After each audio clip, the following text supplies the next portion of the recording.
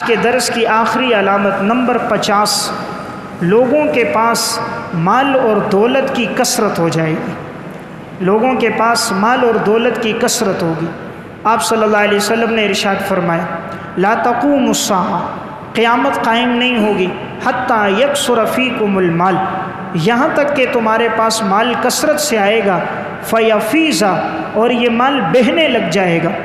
فیفیزا کہتے ہیں جس طرح گلاس میں پانی ڈالو اور بھر کر نیچے بہتا ہے، اس طرح مال اتنی کثرت سے ہوگا گویا یوں بہے گا۔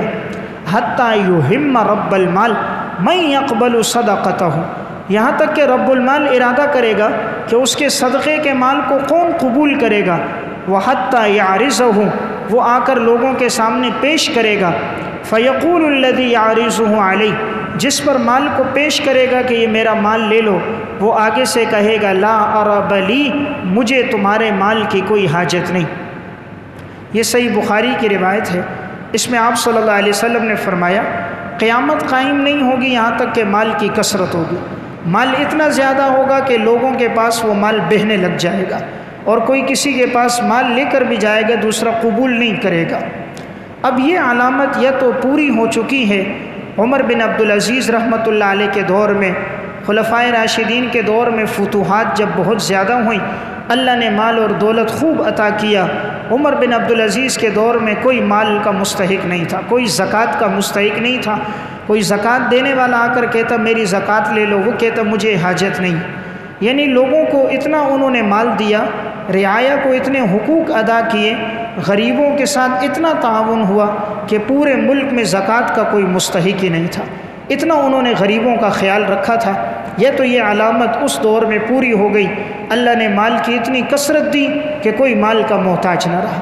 یا بعض شارحین نے لکھا ہے یہ امام مہدی کے دور میں ہوگا، جب امام مہدی آئیں گے تو فتوحات بڑھیں گی، مال غنیمت کثرت کے ساتھ ملے گا، اور وہ تقسیم کریں گے، لوگوں میں اتنا تقسیم ہوگا، کوئی کسی کو صدقہ دینے آئے گا تو وہ کہے گا مجھے اس کی حاجت نہیں۔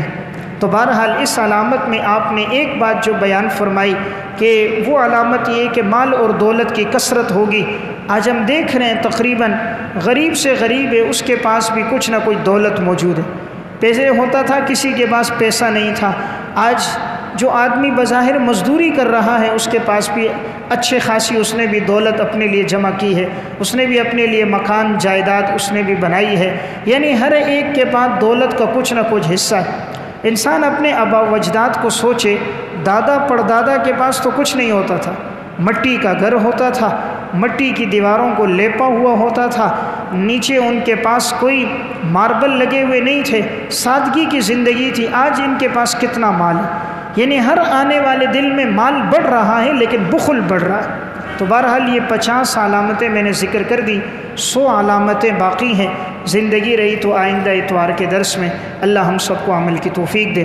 ربنا